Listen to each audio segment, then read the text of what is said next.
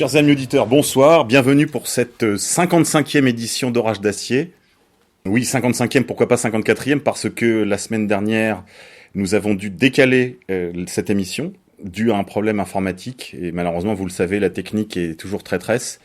Donc nous allons oublier la 54e émission, on passera directement à la 55e, puisqu'il y a eu un blanc. Donc je vous prie de m'excuser pour ce raté, et je vous reçois ce soir pour une émission politique, directement politique, puisque nous allons parler de violence et politique avec autour de ce micro Philippe Champ, Mathieu, que vous avez déjà entendu, Pierre Torty et le capitaine d'Anjou et votre serviteur, Monsieur K.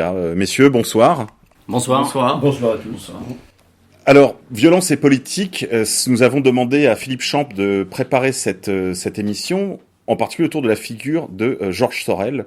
Georges Sorel qui a été un des principaux animateurs du courant du syndicalisme révolutionnaire en France, qui est à la fois socialiste marxien, socialiste marxiste même, mais malgré tout très marqué par le socialisme français, et donc on pourrait dire marxiste hétérodoxe à bien des égards. C'est d'une certaine façon, encore que ça amènerait là aussi beaucoup de commentaires et de distinctions, le Gramsci français, dans ce sens qu'il était à la fois marxiste et hétérodoxe, et qu'il a eu une influence absolument considérable dans son époque, bien sûr, mais jusqu'à nos jours, ce qui est peut-être moins le cas de Marx. La destinée politique de Georges Sorel sera probablement plus longue de celle de son parent en politique. Alors Philippe, qu'est-ce qu'on peut dire de cette violence en politique chez Georges Sorel, sachant justement que c'est plutôt un socialiste, et donc qu'il applique cette notion de violence plutôt à la sphère de la société, une violence sociale, une violence syndicale.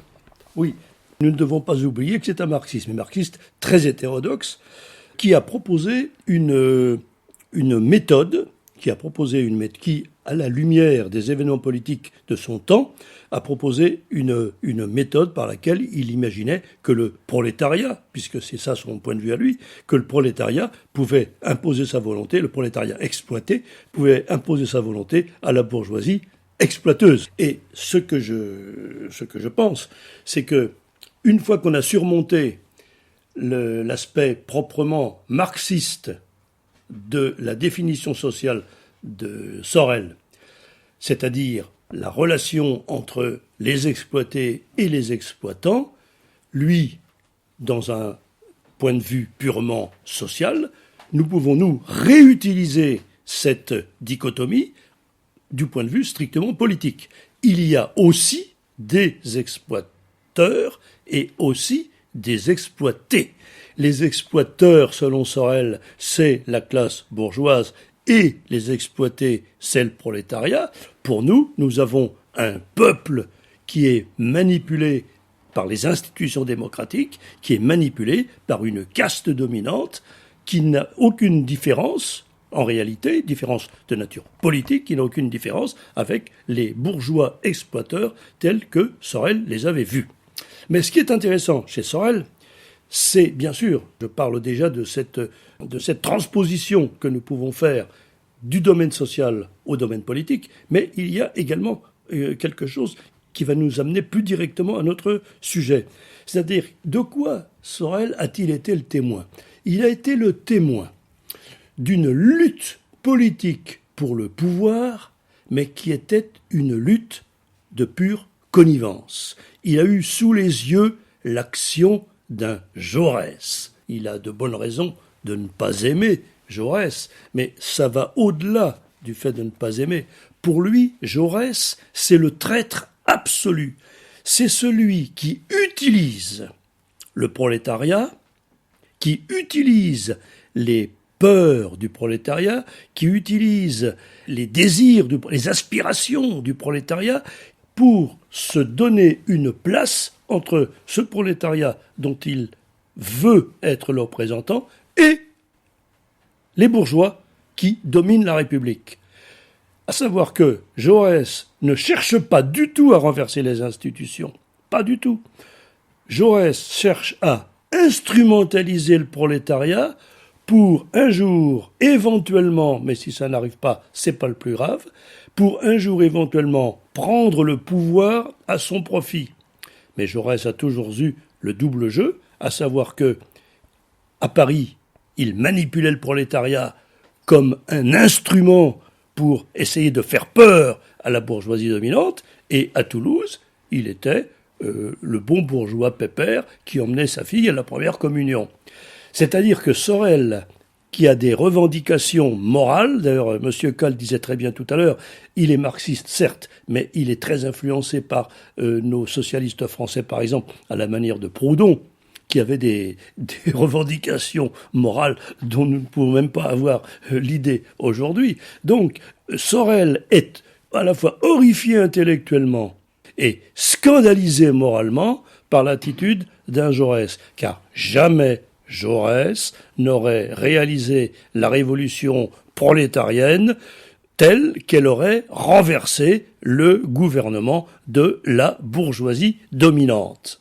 C'est la raison pour laquelle, et c'est à ce moment-là qu'il y a eu une espèce de, comment dirais-je, de coquetterie en quelque sorte, entre le socialiste Sorel et l'Action française, c'est son rejet total des techniques de pouvoir de la démocratie.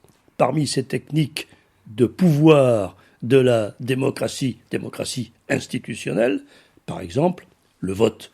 Pour Sorel, le vote tel qu'il est pratiqué sous la Troisième République à l'époque de Jaurès est une pure imposture. Une pure imposture parce que le but de l'opération n'est absolument pas de prendre le pouvoir, le but de l'opération est d'exercer une pression sur la bourgeoisie dominante pour qu'elle infléchisse son gouvernement dans le sens superficielle des revendications du prolétariat, sans jamais mettre en cause les fondements même de son pouvoir. Voilà. Alors donc, avec Sorel, on abandonne ce qu'on peut appeler, si vous voulez, la révolution de connivence, à savoir, j'ai l'air de vouloir te renverser, mais tu sais que telle n'est pas mon intention. Alors, donne-moi quelques gages pour que vis-à-vis de mon public, j'ai l'air sérieux. Ça ne dépasse jamais ce niveau. Jaurès a d'ailleurs en plus, à titre, je ne dis pas à titre personnel, mais dans sa vie économique, était une authentique pourriture. Les témoignages de l'époque où Jaurès a véritablement exploité certaines activités économiques à son profit pur et simple. Contre cette politique de connivence, contre cette stratégie de connivence, Sorel propose autre chose. Il appelle ça tout simplement, lui, la grève générale. La grève générale. Comment pouvons-nous transférer la notion de grève générale que Sorel applique à ses intentions sociales, ses intentions de révolution sociale, comment pouvons-nous transférer cette grève générale dans le domaine politique qui est au fond celui qui nous intéresse le plus? Alors nous a rejoint Hector Burnouf. Hector, bonsoir. Nous allons reprendre donc cet échange. Je voudrais faire une remarque sur la notion de violence. En effet, souvent, en particulier dans le droit, on utilise la notion de force légitime, pour l'opposer à la violence. La violence qui serait d'une certaine façon la contrainte des corps désordonnés, tandis que la force, elle, serait, surtout lorsqu'elle est l'usage de la force légitime, serait le monopole de l'État. C'est un des critères de l'État, c'est celui qui monopolise l'emploi de la force légitime, c'est-à-dire la contrainte des corps légitime. Je crois que cette distinction est un peu oiseuse, je crois qu'on en conviendra tous ce soir. On va utiliser cette notion de violence dans un sens strictement réaliste, et donc l'employer comme l'usage de la contrainte des corps pour obtenir une fin politique, donc, en toute logique, le bien commun. Donc c'est l'usage de la force, l'usage de la violence, ce soir sera totalement synonyme en réalité. Mais nous avons privilégié le mot violence parce que, de la même façon que Maurras disait, il faut employer tout moyen, même légaux, eh bien c'est une sorte de boutade, bien sûr, pédagogique, qui a pour but justement de dépolluer les imaginaires et de les rendre disponibles à l'action politique authentique, qui n'a pas ces réserves morales, parfois même de moraline, comme aurait dit Nietzsche.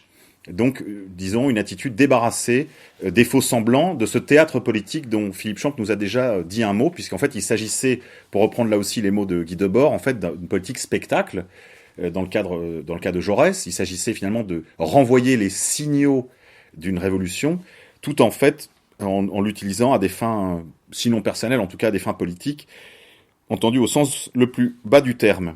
Alors, Torti, qu'est-ce que vous pouvez nous dire de cette notion de violence politique avec pour figure centrale la figure de Sorel? La violence sociale chez Sorel, et comme le disait Philippe Champ, qu'on peut appliquer aujourd'hui à la politique, est essentielle pour comprendre déjà l'époque de Georges Sorel, puisque Réflexion sur la violence, c'est 1908, c'est pas très loin du Si le coup de force est possible de Charles Maurras, c'est la période également du Cercle Proudhon, qui a vu le rapprochement entre les syndicalistes révolutionnaires, dont Georges Sorel était la figure tutélaire, et son meilleur disciple, Édouard Berthe, était membre du Cercle Proudhon.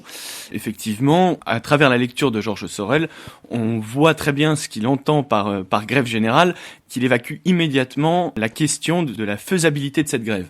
Il considère la grève générale dans une idée de mythe, en disant il faut faire rentrer dans la tête des gens que cela est possible. Et toute discussion sur comment est-ce qu'on y arrive, est-ce qu'on va y arriver, est totalement oiseuse parce que la question n'est pas là. Et il prend pour exemple différents mythes précédents. Il parlait même du fait que chez les premiers chrétiens, l'apocalypse devait arriver après la première génération.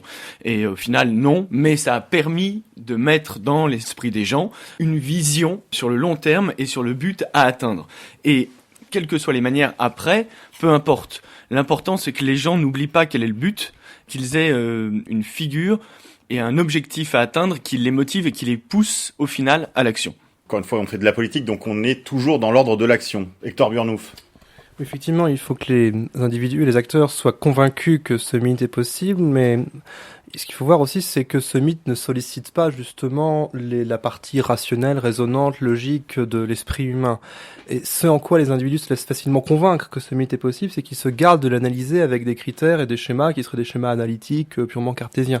Le mythe sollicite en fait l'imaginaire, sollicite le souvenir, sollicite l'espoir, sollicite toutes les vertus qui peuvent être celles de l'Antiquité, qui peuvent être celles effectivement du christianisme primitif. Mais ce en quoi il est d'autant plus mobilisateur, et c'est là sa force en plus. Oui, parce qu'on a parlé de Georges Sorel, on ne peut pas parler de Sorel sans évoquer cette idée du mythe mobilisateur. C'est un de ses grands concepts, c'est peut-être un de ses principaux apports à la théorie politique. Et nous avons déjà eu cette discussion, Mathieu, sur le terrain politique, de la nécessité d'une mystique, et donc d'un mythe mobilisateur, à la fois pour le militant politique, mais plus largement pour la population. Parce que ce qui est vrai pour le militant doit le devenir pour l'ensemble de la population. Quel usage peut-on faire de cette violence politique sur le terrain, vous qui connaissez bien le pavé parisien et pas seulement? Alors, je dirais qu'en effet, il est nécessaire d'avoir une mystique autour de la violence politique, aussi bien pour le militant que le professionnel de la politique. La mystique, ça tourne aussi autour du champ lexical du guerrier. On a pu voir ça, par exemple, avec Sarkozy en 2007, Fillon récemment qui, attaqué pour les affaires qu'on lui connaît, prend des postures et des tons de guerrier, comme l'avait fait d'ailleurs François Hollande aussi en 2012. Et on voit que c'est ça qui aussi permet de rassembler autour de ces candidats. Et alors, on s'est rendu compte à chaque fois, pour ceux qui ne le savaient pas avant, que c'était des fantoches, qu'il y avait rien de guerrier chez eux. Et alors si de violents, dans l'exercice du pouvoir à l'encontre de leurs adversaires politiques, mais que sinon c'était pour ainsi dire de la flûte. Mais la mystique autour de la violence et de ce champ lexical de la guerre était très important et a beaucoup mobilisé le peuple français autour d'eux. Mais en même temps, et là je reviendrai plus sur la partie militante, la mystique guerrière et celle de la violence est très importante pour mobiliser, mais c'est aussi, malheureusement, le bon moyen d'attendre le grand soir. Et donc, de ne pas s'engager au quotidien, ce que on en avait discuté, vous et moi, messieurs K, ce qu'on appelait l'engagement des petits matins, et qu'on a opposé à l'engagement des grands soirs, et que, souvent, cette mystique guerrière a fait dans l'imaginaire collectif une espèce ça gèle complètement la motivation, les ambitions, et on se retrouve avec un espèce de gloubi-boulga politique. Donc c'est à prendre peut-être dans les deux sens, c'est-à-dire qu'à la fois ça peut permettre de transcender politique, mais c'est aussi souvent un frein qu'il faut prendre en compte. Oui, il faut faire attention évidemment à cette mystique de la violence, parce qu'il ne faut pas tomber dans le folklore, il ne faut pas tomber dans l'agitation, dans l'activisme stérile. La politique, ça, c'est une leçon quand même du grand maître de la stratégie, qui était Clausewitz. Toute politique est continuée dans la guerre Inversement, toute guerre est la poursuite de la politique.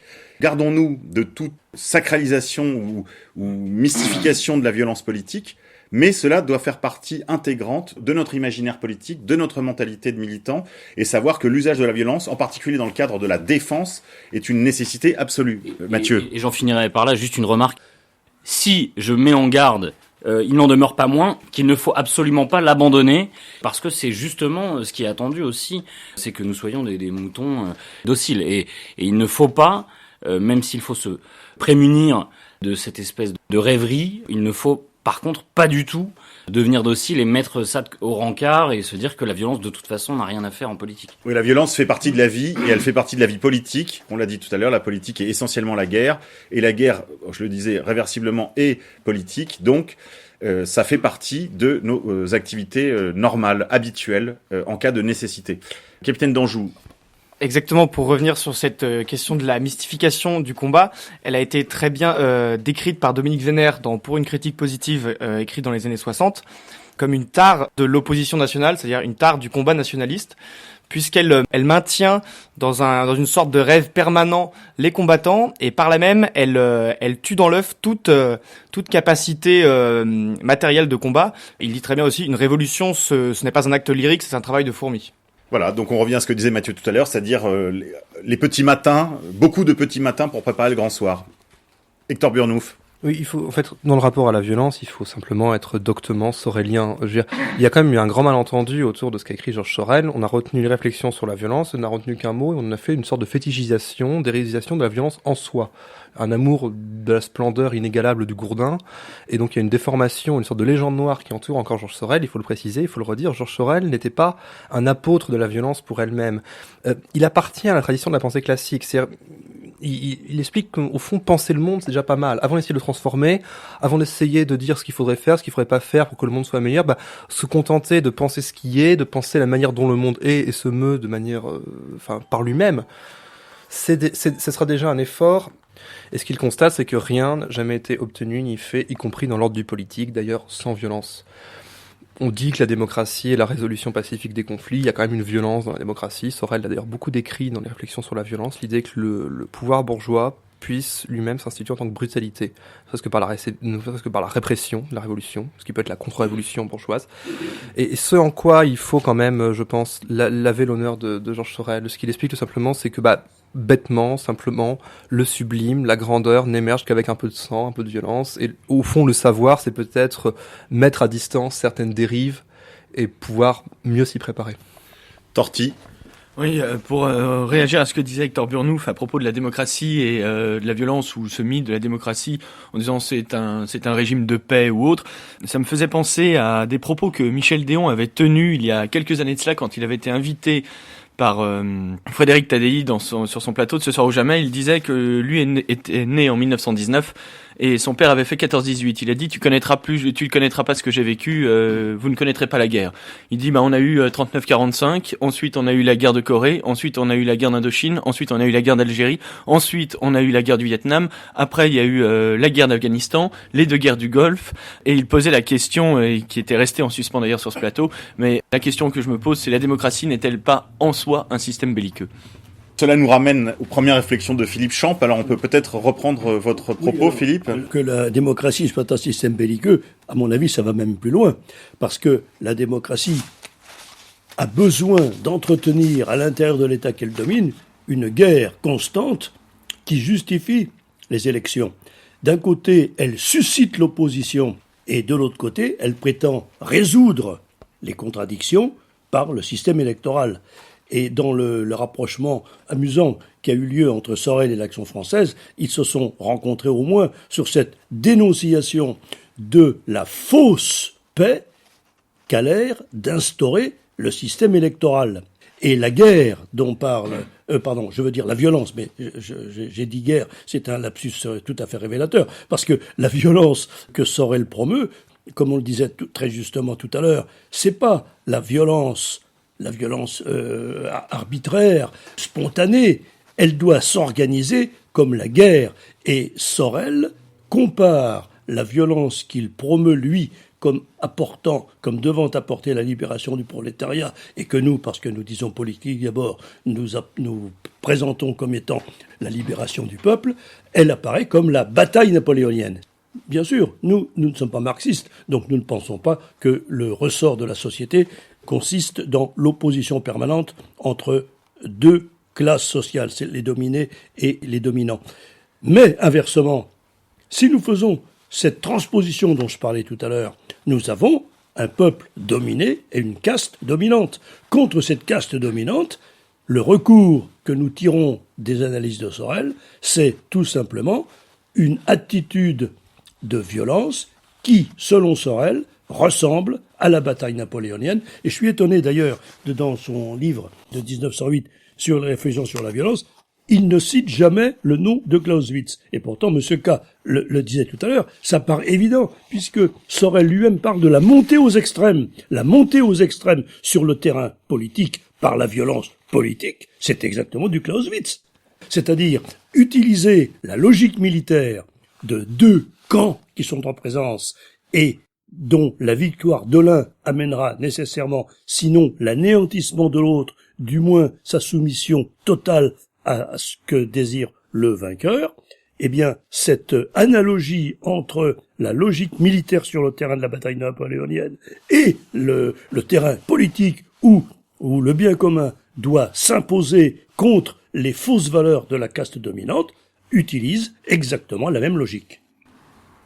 Philippe Champ disait que la démocratie finalement se fonde sur la question de la violence, mais j'irais même encore un peu plus loin. Je pense que la démocratie est basée sur la violence biaisée ou décalée, c'est-à-dire que il y a une violence de caste dans la démocratie, mais la force de la démocratie, c'est de déplacer ce conflit de caste dans le conflit partisan, et en fait qui biaise ce conflit de caste et où l'impression qui est donnée n'est pas celle justement de cette caste des dominés et des dominants.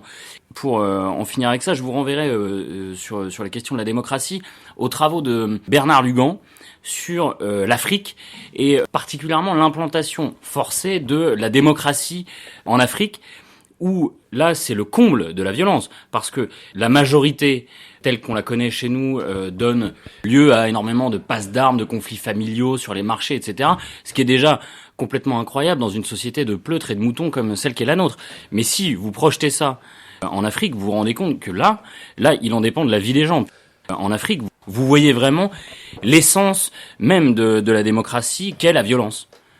Non, mais comme disait Mathieu, et en citant Lugan, oui, c'est ce que Lugan appelle l'ethnomathématique, avec le principe un homme, une voix, alors que l'Afrique est dans une logique totalement ethnique, et Lugan s'amuse à donner les résultats des élections en fonction de la majorité ethnique du pays. Il se trompe de 2 ou 3% en général, mais il annonce toujours le vainqueur.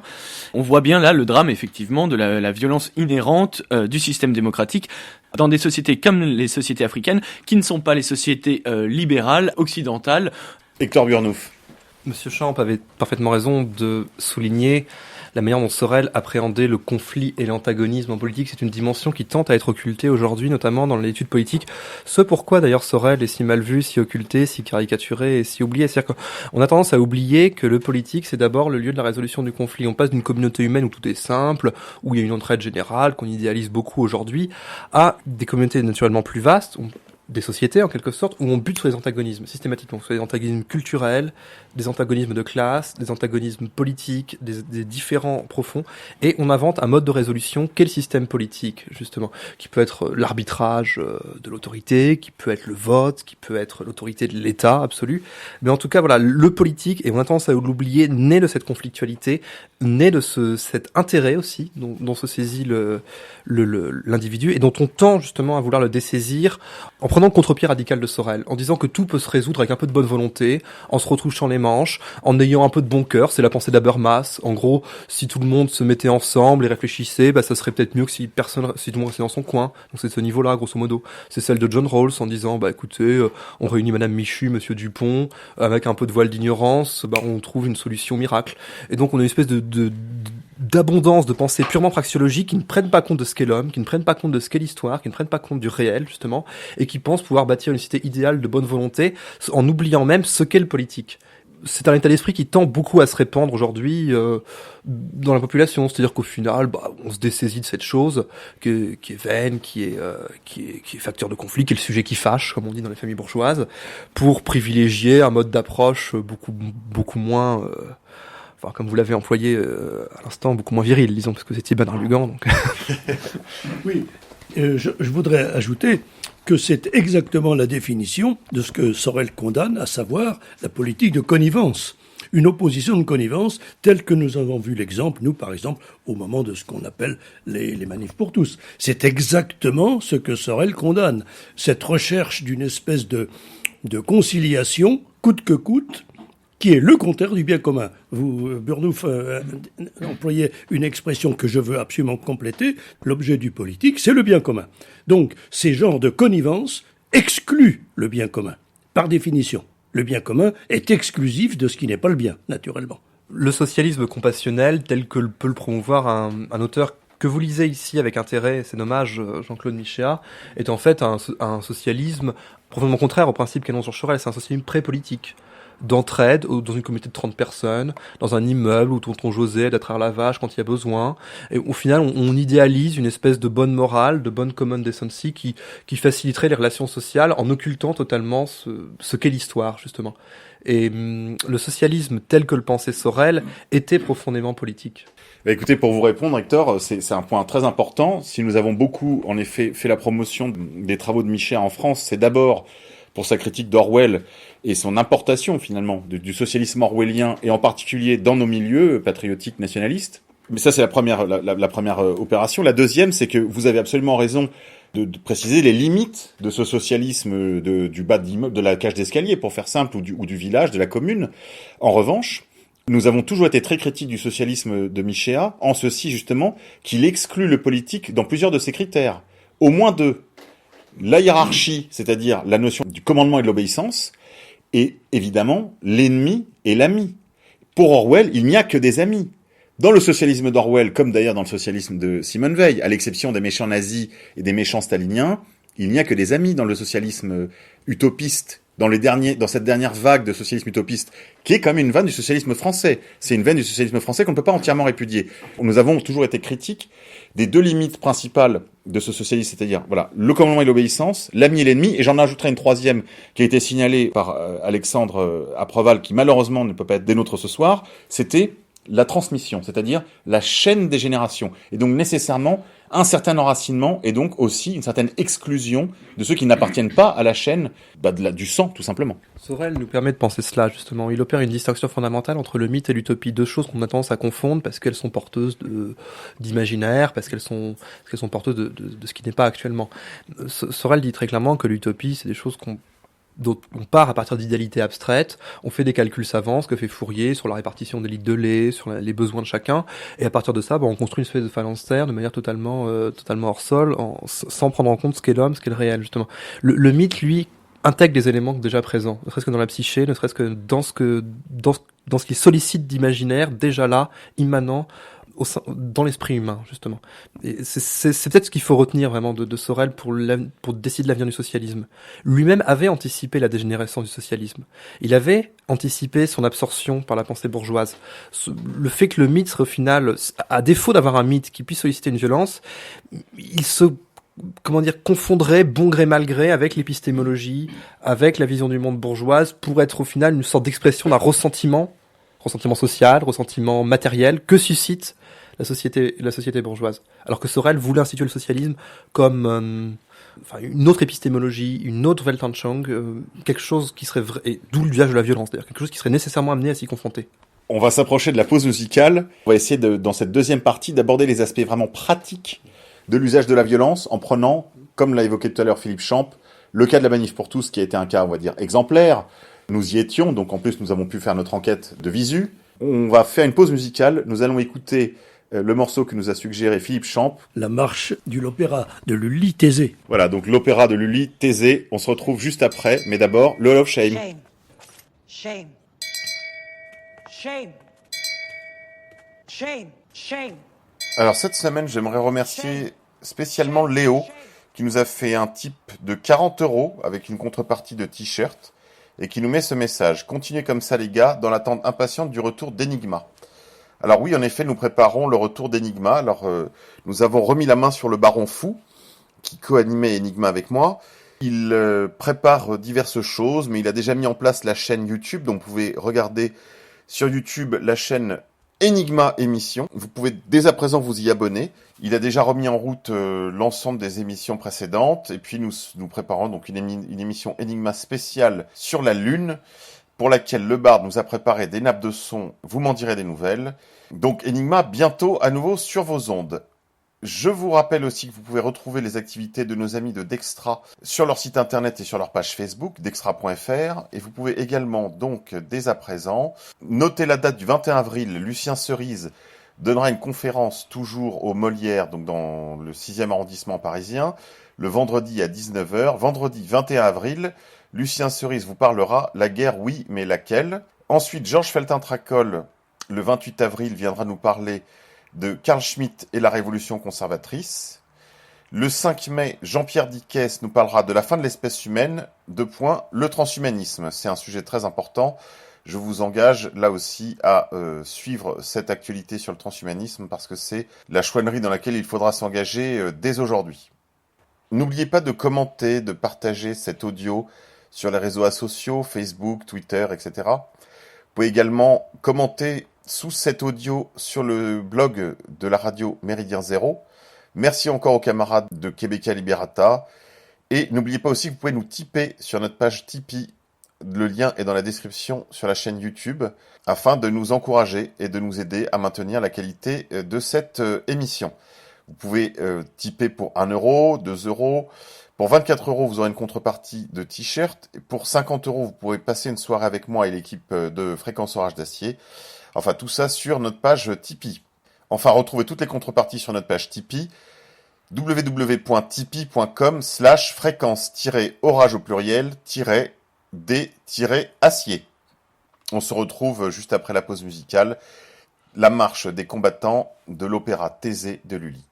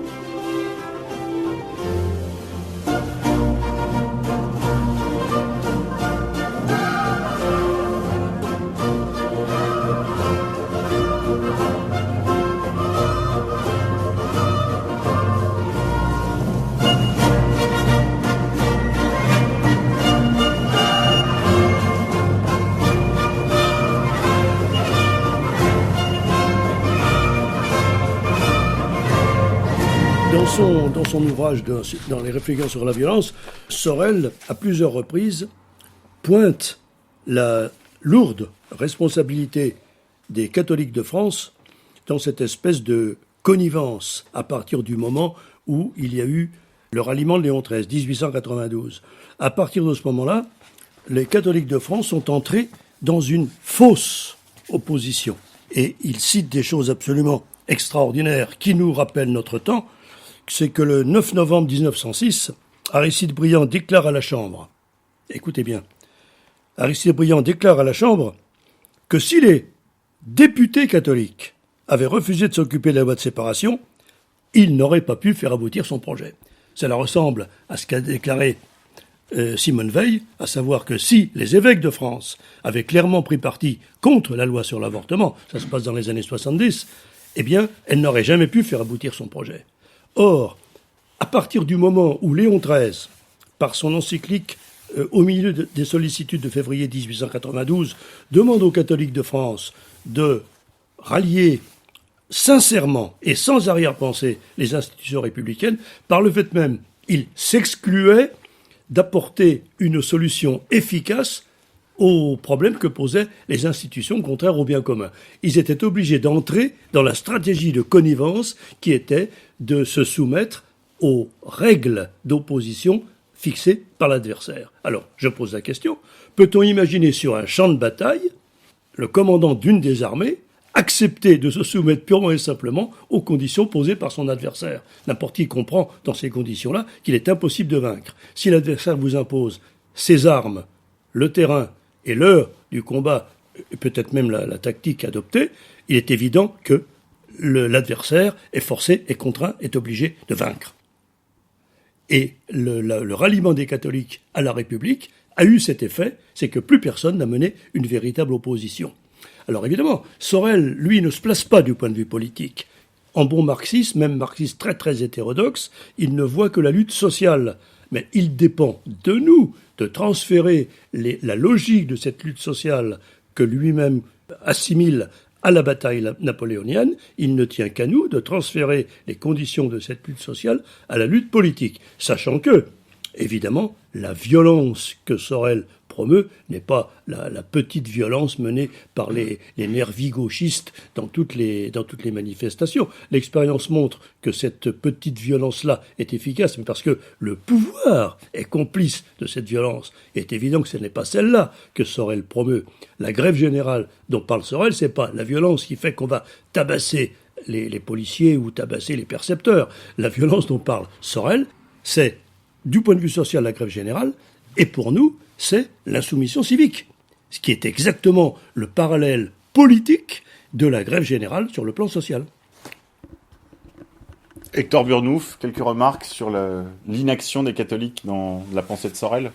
Oui, dont Sorel a eu l'intuition, puisqu'il explique bien que le fondement du catholicisme originel est quand même assez largement apocalyptique. C'est-à-dire qu'on a à l'origine une anthropologie qui est très pessimiste, qui n'est pas du tout le catholicisme de Pangloss, auquel on constate aujourd'hui. Enfin, si vous avez fréquenté les aumôneries, je pense que beaucoup d'éditeurs, on aurait pu l'expérience pénible ou douloureuse d'un refus radical de toute forme de violence, en contradiction totale avec la parole du Christ. C'est-à-dire qu'il dit « je vais apporter le glaive dans les familles, je ne vais pas apporter la paix, mais au contraire la défiance ». Mais Sorel a eu cette intuition de formalisation du catholicisme, de déviation par rapport à ses racines qui sont quand même très très fortes et très très très déroutantes, comme d'ailleurs pour le socialisme. Il explique que le socialisme perdra son sublime, sa force, en perdant sa barbarie originelle. Le terme apparaît, barbarie originelle, quelque chose d'un peu déroutant par rapport à ce qu'on imagine, et il explique que le christianisme, enfin que le socialisme suivra le même destin que le christianisme en cela. Et on ne peut, au vu de ce qu'on observe aujourd'hui, on ne peut que valider ce constat. Mathieu ? Je voudrais revenir sur ce que disait Hector, et je souscris tout à fait à son propos, et on a eu quelques exemples ces dernières années, aussi bien pour la question du socialisme, vous évoquiez tout à l'heure le cas de Michéa, qui à la fois est intéressant, mais avec son socialisme de cage d'escalier, la formule était intéressante. On l'a vu pour la question des catholiques lors des manifs pour tous, je reviens sur ce que là disait Philippe, où la manif pour tous, les veilleurs aussi, se sont finalement sous couvert à l'origine de vouloir monter au créneau, faire basculer la politique, et là en l'occurrence le gouvernement sur cette loi, où aucune méthode sérieuse n'a été employée et où tout a été fait pour le compromis. Et où le socialisme est tombé exactement dans les mêmes travers, par exemple Michéa ces dernières années, et les seuls qui sont sortis un peu de ce carcan-là, ce sont, nous en parlions hors antenne, les gens de Tikkun qui ont du comité invisible. Ouais, du comité invisible, merci Monsieur K, qui ont commis l'insurrection qui vient et à nos amis, et où pour gauchistes qu'ils sont, ont employé un discours beaucoup plus viril que celui qui était employé par leurs congénères, et sont vraiment sortis de ça. Et ce dont pourtant j'avais l'impression à leur début les veilleurs avaient voulu s'inspirer, et puis où en fait on a vu ce que ça a donné, où c'était simplement du bon sentiment, et où ça relevait tout à fait de cette société bourgeoise dévirilisée, du compromis permanent, du non-engagement et des couilles molles, pour ainsi dire. Et c'est vraiment symptomatique du monde dans lequel nous vivons.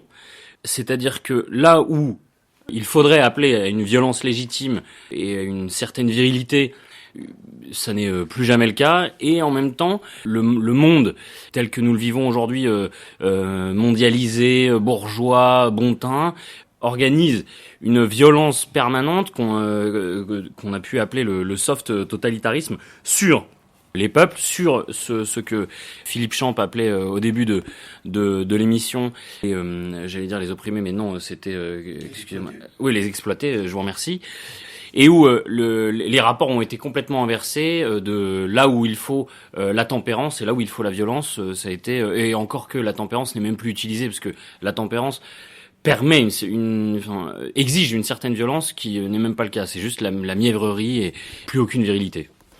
Oui, pour ce qui est des catholiques, des chrétiens en général, plus généralement, voilà, la vertu de force, qui est une vertu que donne le Saint-Esprit, c'est une vertu de patience, essentiellement, d'endurer. Donc là aussi, il y a une forme de force, de violence, puisqu'on a dit que ce serait synonyme. Donc il y a cette capacité à endurer, mais on n'a pas le droit de demander aux autres d'endurer pour soi. Et donc on a le devoir, pour protéger ce qui est juste, bon et vrai, parfois de sortir l'épée de son glaive pour protéger ce qui est le bien commun en particulier, puisque c'est là que réside la plus grande des charités. Pour revenir au cas des catholiques, il y a un deuxième problème que je voudrais évoquer, un problème plus circonstanciel, qui a été le problème de la manif pour tous, c'est le problème des veilleurs. Ils lisaient, par exemple, dans beaucoup de veillées, des textes de Gandhi. Seulement, je crois que là, il y a un contresens complet, parce que je crois, Philippe, vous pourrez rebondir là-dessus, Gandhi n'est pas un pacifiste, c'est un non-violent. Qu'est-ce que ça veut dire ? C'est-à-dire que la violence est présente, c'est juste qu'elle est gardée dans le fourreau. Et donc le rapport de force existe. Il produit le rapport de force, ne serait-ce que par le nombre. Il vient et chacun prendra un coup de matraque de la police anglaise. La grève de la faim est une arme absolument redoutable, d'autant plus qu'elle n'est pas violente. Faire subir une grève de la faim et s'exposer dans cette attitude effectivement très stoïque de patience, c'est une forme de violence combattante. C'est une violence assumée qui est tournée vers soi-même, mais qu'en fait on fait reporter la responsabilité sur le camp d'en face. Donc là aussi, il y a rapport de force. En fait, violence, contrainte des corps, rapport de force, n'est-ce pas, Philippe Champ, le plus gros défaut de la manif pour tous comme des veilleurs, de ne pas avoir compris qu'il n'y a pas de politique sans rapport de force. Oui, d'autant plus que la manif pour tous a refusé les engagements de type politique. J'ai pris là en note l'analyse remarquable qu'avait faite de la manif pour tous Catherine Rouvier, professeure de droit public, qui est spécialiste de Gustave Le Bon, le fameux théoricien de la psychologie des foules. Elle montre à quel point la manif pour tous s'est mise elle-même dans les conditions d'échouer dans son projet. Oui, parce que toute manif est une introduction à l'émeute. Voilà. C'est-à-dire, toute manif doit être une introduction à cette forme de violence dont nous parlons, qui n'est pas, je le répète encore une fois, la violence des nervis-gauchistes qui vont casser les abribus. Ce n'est pas du tout cela dont il est question. C'est celle dont parlait tout à l'heure l'ami Burnouf, c'est-à-dire cette capacité à retenir la violence et faire peser sur l'ennemi exactement. C'est pourquoi je poursuis dans un sens plus moderne ce que disait Sorel. qui ne pensait lui qu'à la bataille napoléonienne. Nous pouvons penser à la force de dissuasion. La force de dissuasion, qu'est-ce que c'est ? La force de dissuasion, c'est une puissance qui est inférieure à celle de l'adversaire, mais qui fait peser sur l'adversaire une telle menace que l'adversaire doit se demander si ça vaut le coup d'aller lui-même plus loin dans sa violence. Eh bien, je pense que en faisant notre transfert du social au politique, ce qui me paraît l'essentiel de ce dont nous parlons ce soir, ce transfert du social au politique, c'est-à-dire de Sorel à Maurras, si vous voulez, donc bien voir que l'objet de la lutte est purement de type militaire, et que la logique que nous devons adopter vis-à-vis de l'ennemi, c'est la logique du général napoléonien qui est sur le champ de bataille. Peut-être un mot de ce qu'avait dit Catherine Rouvier. Oui, alors je peux citer Catherine Rouvier. Elle dit ceci: tout était fait, et c'est excellent, tout était fait pour que ne se produise pas un phénomène de foule, c'est-à-dire de fusion des individualités en un moi collectif, animé d'une pensée commune et parcouru de sentiments contagieux comme la colère ou l'enthousiasme. Or, seule la puissance invincible d'une véritable foule, au sens psychosociologique du terme, peut faire peur à un gouvernement. Et là, nous sommes dans la violence de type sorelienne. Absolument. Je voudrais juste faire remarquer que, à l'époque, les rues étaient plus propres après le passage de la manif pour tous qu'avant, ce qui montre bien qu'il ne s'agissait pas de cette violence débridée des gauchistes, mais d'une violence tout de même. Mathieu. Il s'agissait simplement de faire savoir à l'adversaire que nous étions capables de violence, même sans l'utiliser, mais que nous en étions capables. C'est le propre de la dissuasion nucléaire même, c'est que nous en étions capables, et c'est exactement l'inverse qu'a produit la direction de la Manif pour tous, c'est-à-dire qu'ils se sont employés tout au long du conflit à donner des gages et à faire savoir qu'il n'était à aucun moment question de faire question de violence, ni même d'animosité, que voilà, nous voulions simplement faire une démonstration de masse, mais qui n'a aucun intérêt si elle n'est pas empreinte de cette possibilité, de cette capacité de violence. Il ne s'agit pas forcément de la mettre en exécution, mais au moins de faire savoir à l'adversaire que c'est possible. Torti. Ce qui me vient directement à l'esprit, c'est la manifestation qui avait eu lieu de la Manif pour tous, sur l'avenue de la Grande Armée, où il y avait 1 million de personnes derrière. Et aucun responsable, et alors évidemment pas Brigitte Bardot, n'a dit on va sur les Champs-Élysées. Il était interdit d'y aller. C'était pas en soi une violence extrême ou une violence d'extrême gauche pour reprendre les termes de Philippe Champ. C'était pas une violence d'extrême gauche, c'était simplement aller occuper le terrain, montrer on peut y aller. Personne n'a voulu le faire. Personne n'a pris la responsabilité de dire on va sur les Champs-Élysées, alors qu'il y avait 1 million de personnes derrière qui auraient pu y aller. Sur l'individualité, c'était la phrase de Sorel, il parlait de grève générale, mais on peut l'appliquer justement aux politiques. Il disait la grève générale, tout comme les guerres de liberté, est la manifestation la plus éclatante de la force individualiste dans les masses soulevées. Cette force de dissuasion qui aurait pu être exploitée en passant de l'avenue de la Grande Armée aux Champs-Élysées avec les 1 million de personnes de la Manif pour tous, il aurait fallu qu'il y ait des chefs, et ils auraient été bien avisés de lire La psychologie des foules de Gustave Le Bon, pour savoir cela. Et la deuxième chose, c'est que cette force de dissuasion est-elle encore possible ?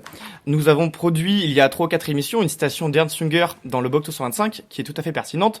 Il parlait donc, à la suite de la Première Guerre mondiale, de cette montée, de cette marée envahissante du matérialisme, qui va forcément conduire tout rapport de violence vers la dissuasion, comme on peut le voir aujourd'hui avec la dissuasion nucléaire, qui fait que la technique était tellement avancée qu'il n'y a plus l'affrontement, on va dire, direct physiquement, mais que tout est dans la dissuasion. Écoutez, je pense on y reviendra par la force des choses. Toujours sur cette manif pour tous, il y avait la question je le disais tout à l'heure, des veilleurs et de Gandhi. Le problème, c'est que la manif pour tous aura aussi été une coproduction du ministère de l'Intérieur et de la manif pour tous, que l'on a appelé de nombreuses fois, et j'ai encore assisté à ce genre de scène absolument déplorable lors de la dernière marche pour la vie, on appelait à applaudir les forces de l'ordre. Et ça, évidemment, les bras m'en tombent. Comment peut-on vouloir entrer dans un rapport de force et caresser ceux qui sont là pour vous maintenir le flot dans le lit du fleuve? Voilà, c'est tout à fait impossible. Voilà, Hector Burnouf. Vous parliez de la manifestation des Champs-Élysées. Il faut voir ce que sont les Champs-Élysées dans l'imaginaire français. Ce sont les grands défilés, c'est la victoire, c'est la contestation, c'est le pavé. Et là, on peut revenir effectivement sur l'acte symbolique fort qu'aurait été la prise des Champs-Élysées. Et qui nous ramène à Sorel. Sorel, c'est d'abord la description de ce qu'il y a d'irrationnel, de ce qu'il y a de sacerdotal, en quelque sorte, dans la psyché humaine. Le mythe s'accroche forcément à des images connues, à des images que l'on s'approprie, qui éveillent un imaginaire politique, un imaginaire social, mais qui éveillent aussi un imaginaire individuel quant à l'histoire personnelle. Et bien sûr, une forme d'esthétique. La grève générale passe par une succession de symboles, parce que Sorel a aussi ouvert sur toute l'étude du mythe, avec des gens comme Mircea Eliade, qui ont beaucoup plus creusé cet aspect-là, justement, de l'attachement à des choses, à des espaces concrets. C'est ce que Jacques Julliard, quand il évoque Georges Sorel dans le Cahier de Lerne, appelle le foyer métaphysique de l'âme qui éveille nécessairement des vocations. Les Champs-Élysées, dans le cadre d'une grève générale, dans le cadre d'un acte de guerre politique, c'est ce qu'on appelle proprement un symbole. Ça aurait dû être notre Euromaidan, ça aurait dû être notre occupation, probablement du fait de quelques éléments dont je ne peux pas parler ici au micro. Nous savons que le gouvernement serait tombé si nous étions restés et nous avions campé sur les Champs-Élysées. Philippe Champ, pour revenir à Catherine Rouvier, oui, à Gustave Le Bon Je veux revenir à Catherine Rouvier, à Gustave Le Bon et à Péguy, figurez-vous. Parce que, quand j'ai relu Sorel, il y a une citation de Péguy qui m'est venue en mémoire que je vais donner tout à l'heure. Mais Alain de Benoît, qui analyse lui-même la Manif pour tous, relève que les organisateurs de la Manif pour tous ont interdit aux manifestants de se placer du point de vue politique. Ils sont placés premièrement d'un point de vue moral, qui est complètement stérilisateur, d'une part, et d'autre part, cette espèce de connivence dont tout à l'heure parlait M. K à propos de la solidarité qu'ils ont essayé de déclencher avec les forces de l'ordre. Moi, j'étais à cette manif, naturellement, et j'entendais autour de moi, et je pensais exactement la même chose que ce que j'entendais, des gens qui disaient « Je ne suis quand même pas venu ici pour applaudir les flics ». Eh bien, il y a là quelque chose de parfaitement incohérent, de vouloir emmener les gens contre le pouvoir et d'applaudir les représentants de la violence institutionnelle qu'exerce en permanence le pouvoir républicain. Et cela me fait venir à une citation de Péguy dont malheureusement je n'ai pas retrouvé l'origine, mais je vous la livre sous cette forme-là. Péguy dit à peu près ceci: il se scandalise de l'événement suivant: si le préfet d'un département quelconque convoquait un jour les pères de famille catholiques à se présenter sur la place de la préfecture à telle heure pour recevoir un coup de pied au cul, ces bons catholiques viendraient 10 minutes à l'avance pour être sûrs de ne pas faire attendre monsieur le préfet. Alors, eh bien, nous en sommes dans cette situation. Et puis j'ai pensé aussi, parce que les références littéraires ne manquent pas, le fameux Percepteur d'épouses de Marcel Aimé, qui dans un premier temps paraît un fou, mais qui en réalité triomphe et fait triompher le principe qui nous est devenu très familier de patriotisme fiscal. Alors, on est là dans la contradiction absolue et qui montre que la stratégie de connivence, d'abord, elle est parfaitement stupide par nature, mais elle a prouvé de façon permanente sa totale inefficacité. Et lorsque Gabriel Cluzel, qui a infiniment de qualité, appelle le gouvernement quand même à se méfier de la France bien élevée, il faut penser que la France bien élevée ne peut être efficace, non pas en cessant d'être bien élevée, bien sûr que non, on n'a pas demandé au maréchal Foch s'il était bien élevé, mais sans cesser pour autant d'être bien élevé, de comprendre que la situation n'est pas dans le cadre d'un débat de type sérieux avec des gens honnêtes, mais dans le cas d'une guerre contre un ennemi implacable.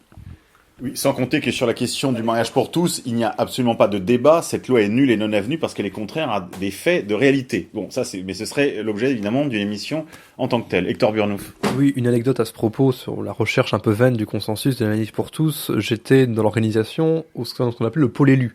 Et ils avaient fait passer un papier où j'avais ordre, avec d'autres, de faire remonter les élus centristes à l'avant et de faire descendre les élus dits d'extrême droite à l'arrière, ce que je me suis bien sûr bien gardé de faire. Pour le reste, la Manif pour tous a vraiment été le lieu de la distinction qu'opère Sorel entre une violence instituée et une violence instituante. Vous avez la violence instituée, qui est celle de l'autorité, qui est mécanique, qui fait pas ce qu'on lui dit de faire, qui est sans conviction, qui est naturellement très très terne, très répétitive et aussi très brutale.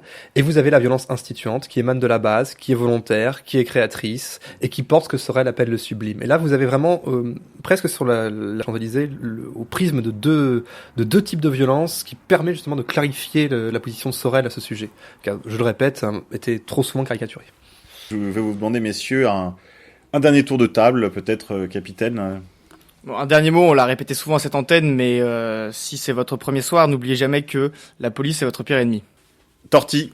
Gardez toujours à l'esprit la grève générale de Sorel, mais ce qu'elle traduit aussi en termes politiques comme mythe, tout en n'oubliant pas les petits matins.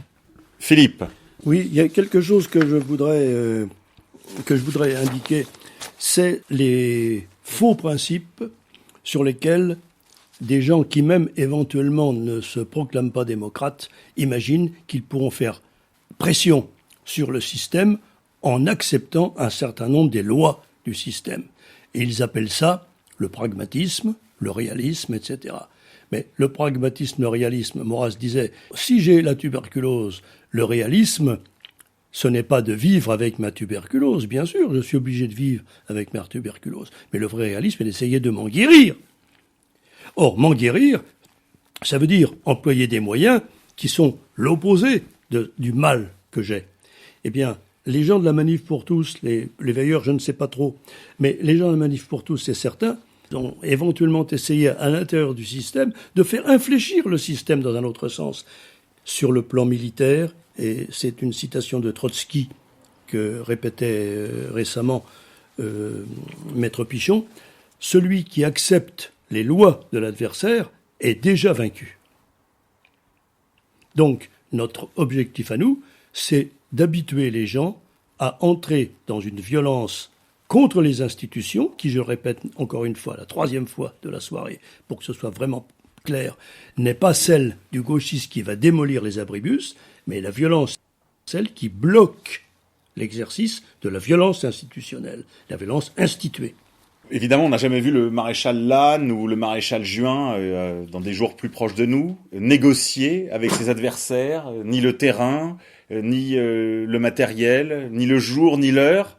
Et donc il va de soi que si l'on veut vaincre, et là je renverrai nos auditeurs évidemment au glorieux président Mao, il s'agit de choisir le moment et l'endroit avec le plus grand soin, même si en général on est à 1 contre 100, mais dans chaque escarmouche à être à 10 contre 1, afin que, en chaque occasion, nous soyons vainqueurs, dans les petits matins, comme dans les grands soirs. Ça va être l'heure de la chronique.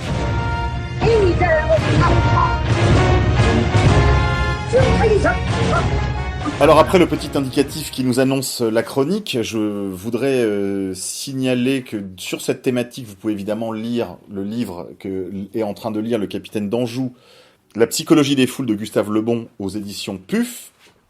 Vous pouvez également lire Malaparte, le coup d'État, qui est un livre qui a vécu, qui n'est plus du tout à l'ordre du jour, qui est un livre qui n'a pas d'actualité. C'est un document historique qui a son importance, donc il faut le lire pour cela, pour le témoignage qu'il porte sur une époque. Mais il faut bien se rendre compte que le pouvoir maintenant n'est plus dans les institutions politiques et que donc il ne s'agit plus de faire des coups d'État à l'ancienne, comme dirait l'autre, le coup du palais d'hiver. Non merci, très peu pour nous. Ce n'est pas là que se concentre le pouvoir et donc ce n'est pas là que nous irons. Voilà, comme ça, messieurs de la Dessérie, vous êtes renseignés. Alors, exceptionnellement, Torti, vous allez nous indiquer aussi pour cette chronique de monsieur Burnouf un conseil de lecture. Nous l'avons évoqué en début d'émission. Lequel est-il ? Eh bien, c'est Si le coup de force est possible de Charles Maurras, paru début XXe siècle, qui à peu près, la date m'échappe, mais à peu près à la même période que les réflexions sur la violence de Georges Sorel. Il y a une réédition faite par Contre-Culture, donc voilà, vous pouvez le trouver, ça coûte 10 €. Et c'est comme Malaparte, si vous voulez, c'est un livre qui a vécu, c'est un livre effectivement qui parle du pouvoir politique. On sait tous ici, et j'espère que nos auditeurs aussi le savent, que le pouvoir politique n'est plus rien, il n'est que façade. Ce n'est pas un bréviaire, ce n'est pas un manuel, ce n'est pas un manuel du guerrier ou du factieux, c'est simplement un document historique qui peut parfois peut-être donner des éclairages intéressants sur des instants historiques, même pourquoi pas des choses qu'on pourrait trouver intéressantes, mais qui dans tous les cas a réactualisé complètement puisque ce livre a plus de 100 ans, l'époque n'est plus la même et on ne peut baser ses actions en 2017 sur un livre qui date de 1910. Mais lisez-le tout de même, lisez-le encore une fois, parce que c'est factieux, c'est une profession.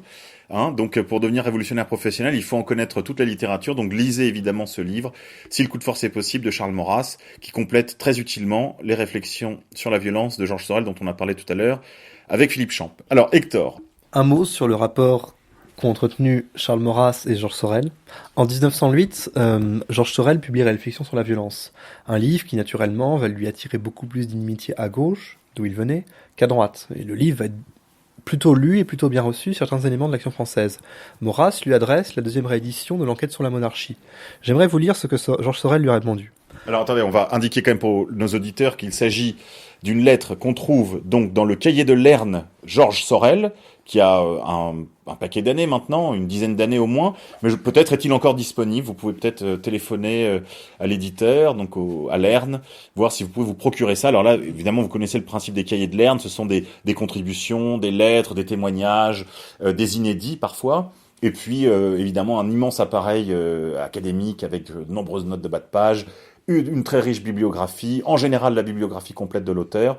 Pour ceux qui ne connaissent pas, évidemment, c'est l'occasion de le dire, procurez-vous les cahiers de Lerne, par exemple, que vous pouvez commencer par celui-ci, le cahier de Lerne, Georges Sorel. Une trentaine d'années, 86, à l'époque où l'orthodoxie communiste était battue de toutes parts, où l'URSS demandait qu'on entretienne la tombe de Georges Sorel, la diplomatie, le ambassade du URSS l'avait demandé, ou ne serait-ce que dans la presse locale, à Cherbourg, dans la presse de la Manche, où est né Georges Sorel, une grande polémique agitait les professeurs de philo pour savoir si on pouvait parler de Georges Sorel. Alors je vous lis cette lettre. Monsieur et chers confrères, je viens de lire votre deuxième édition de l'enquête sur la monarchie. Il me paraît certain que votre critique de l'expérience contemporaine justifie bien ce que vous avez voulu établir. Dans la France moderne, il cite, la monarchie traditionnelle serait la seule institution capable d'exécuter les besognes immenses que les théoriciens actuels de l'État assignent au gouvernement d'un grand pays. Je suis depuis longtemps frappé de la folie des acteurs contemporains qui demandent à la démocratie de faire un travail que peuvent seuls faire les royautés pleines du sentiment de leur mission. Cet agrandissement de l'État démocratique auquel nous assistons convient fort aux démagogues. Ceci nous ramène aux jours les plus tristes de monarchie, atteintes de décadence. Nous voyons encore une fois les courtisans de Ruy Blas se partager les dépouilles du pays. Il y a beaucoup d'analogies à établir entre les mœurs de notre démocratie et celles des cours les plus avilis. Veuillez agréer, avec mes remerciements pour votre volume, l'assurance de mes sentiments d'admiration. Vous connaissez la suite. Cela va ouvrir la porte justement à beaucoup de contacts entre les syndicalistes révolutionnaires et les monarchistes, au point que Pierre Andreu, dans sa biographie de Georges Sorel, parue en 84, dira avec de manière un peu abusive que en 1910, syndicalistes révolutionnaires et monarchistes faisaient combat commun. Or, vous trouvez 3 syndicalistes révolutionnaires pour 10 monarchies dans ce qui va s'appeler le cercle Proudhon, qui reste néanmoins un mythe pour nous, et je pense à juste raison, puisqu'il s'agissait pour l'Action française de se confronter à la réflexion sociale, ce qu'elle n'a jamais su faire. Et ce qui sera en quelque sorte l'amorce de son déclin, et peut-être de son inappétence, c'est-à-dire qu'on arrive en 29, les amendements qu'avait proposé Georges Sorel, toute cette réflexion-là sur la société d'abondance que proposait aussi Georges Valois, au final l'Action française n'a pas su s'en saisir, la pensée de Charles Maurras est restée assez redondante alors qu'elle était à l'époque encore vivante. On arrive en 29, l'Action française n'a pas grand-chose à dire, Jacques Bainville donne toujours ses conseils de bourse, qui ne sont pas toujours opérants, certains épargnants français l'ont appris à leurs dépens. Peut-être que c'est à nous justement de nous en saisir, et en tenant compte du fait que nous ne sommes plus en société d'abondance, nous ne sommes plus en société individuelle, nous sommes une société tout autre, nous ne sommes plus dans la masse, vraiment, une société d'électrons libres. Mais en tout cas, voilà, le fait que les deux attitudes de la droite par rapport à l'économie qui peuvent être d'un côté l'absolutisation totale, qui est l'attitude des libéraux, ou de l'autre côté le dédain intégral qui est celle des traditionalistes, eh bien appellent peut-être un peu de raison. Et que certes il s'agit du terrestre, certes il s'agit de nourrir la population, et qu'on pourrait trouver disciplines plus raffinées, mais qu'enfin il en va de notre survie, et peut-être du discours si on veut qu'il soit audible. Merci cher Hector. Oui en effet, il faudra que la droite se penche très sérieusement sur la question du ventre. Il faudra en effet que nous ayons des cadres formés à ces questions pour pouvoir faire une vraie proposition, une vraie offre politique à notre peuple qui change définitivement la donne pour sa propre prospérité. Alors oui, en effet, l'Action française, vous l'avez dit, ne s'est pas saisie de ces sujets à temps. Elle avait eu la colonne vertébrale brisée par la guerre de 14-18. Les meilleurs étaient déjà probablement partis dans les tranchées. L'Action française n'était plus une avant-garde, elle était devenue une sorte d'arrière-garde de la bourgeoisie, malgré tout. Et nous le savons si bien que Olivier Dard a pu écrire dans un livre collectif que l'Action française, malheureusement, avait préféré l'éclat des mots au cliquetis des armes. Voilà, sur ces mots, on va se quitter, chers amis, et je vous dis que vous pouvez retrouver les travaux de nos amis du Cercle Henri Lagrange sur Internet, qui vont probablement ce mois-ci encore publier un entretien exclusif avec une pointure, une épée de l'université française. Je vous laisse la surprise. Voilà, je vous dis rendez-vous sur la chaîne du Cercle Henri Lagrange pour cet entretien mensuel. Vous pouvez retrouver leurs travaux évidemment passés également. Et je signale les travaux de la Camisole, qui sont la revue de la droite universitaire, la droite intelligente, le journal qui se fait violence. Donc vous pouvez la retrouver sur son site internet, sur sa page Facebook, et en téléchargement, bien sûr. Vous pouvez en éditer quelques exemplaires pirates que vous pouvez laisser traîner ici et là dans les amphis. Mais donnez-nous quelques nouvelles de ce journal ignoble, cher Hector. Ignoble et qui se félicite de l'être, effectivement. Alors nous abordons pour le mois de janvier-février un thème qui est assez proche de ce que nous évoquait, c'est-à-dire tout ce qui peut ressurgir du sacré, tout ce qui... On réfléchit beaucoup sur la dimension sacrale du politique en exhumant Kantorowicz, Carl Schmitt, Mircea Eliade aussi, qui a beaucoup travaillé alors plutôt sur l'aspect social, anthropologique du sacré, et également les auteurs qui sont plus méconnus comme Dany Robert Dufour, qui explique comment tout ce qui peut appartenir donc justement à l'économique, au profane, est devenu au fil du temps la seule norme sacrée d'une société. Alors la Camisole, effectivement, janvier et février. Également une nouvelle, peut-être qu'on peut en parler, la Camisole sera bientôt sur les ondes.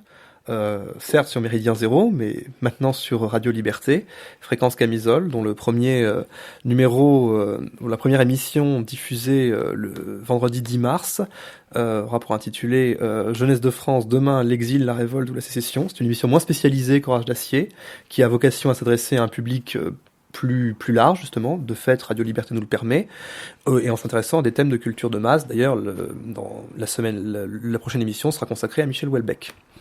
Très bien, écoutez, nous saluons cette belle initiative et nous lui souhaitons bon vent, parce que évidemment on ne peut pas tous être au même endroit dans la phalange, mais enfin nous poussons tous dans la même direction. Voilà pour ces annonces.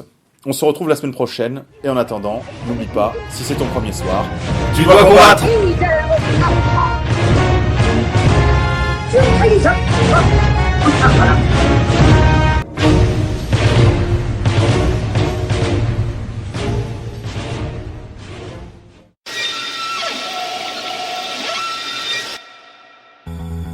J'adresse ces quelques mots à mes camarades, aux amis innombrables de mes associations. Je leur demande d'ajouter à notre Marseillaise immortelle, qui doit garder sa place souveraine, le chant des croix de feu et des volontaires nationaux. Ce chant est étranger à toute musique vulgaire, à toute rengaine triviale. La ligne mélodique si pure, si simple et si profondément sincère de cette hymne à l'espoir, à la joie, à l'honneur, est soutenue, étoffée par une orchestration brillante dont la technique impeccable est au service de l'art le plus rapide. C'est ce mélange de lyrisme populaire et de science qui rend le chant des croix de feu et des volontaires nationaux responsable de toute la merde en France. L'école musicale moderne française est la première du monde. Les autres pays ne discutent même pas cette évidence. Comment? Delvintour, grand blessé de guerre, auteur qui jamais n'a galvaudé son art, on est un exemple typique. Gabriel Boissy, grand blessé de guerre, chante du soleil, des arbres et de la terre où les crapes vous vivent, devait nous apporter des strophes claires, dépouillées, rythmées, sœurs des strophes d'un Frédéric Mistral. Les auteurs de notre hymne ont consacré leur vie au devoir civique et à la beauté. Et voici que mon camarade Charles Panzera, ancien combattant des premières lignes, interprète somptueux, orfèvre de la mélodie, veut bien lancer lui-même au pays notre cri de réconciliation. Tous trois étaient désignés pour être les bardes sublimes et ardents de notre nouvelle chanson de geste. Car le geste croix de feu ramènera la France à sa tradition, l'entraînera vers le progrès humain, la restituera vivante et rajeunie au peuple de chez nous. Celui-ci, on ne saurait niveler vers le bas sans le jeter dans la décadence, ne retrouvera l'expression de son génie que par un effort constant pour égaliser ses enfants vers les sommets de l'âme, de l'esprit, de la fraternité sociale. Formidable. Ainsi, notre pays sera-t-il rendu à ses destins. Nous voulons la France française. Comment? Nous voulons la France française. La France n'est plus attendue. Nous voulons la France française. Ils sont capables de quoi? Rien. D'aller au rouge, oui, je crois que bon, c'est pas mal. Quand même. Ah, j'avoue que je vous attendais. Et ce genre de jeu devant les citoyens, eh bien mon pote, je te dis formidable. honte. Si. Moi je te dis qu'il y a un crétin. Si.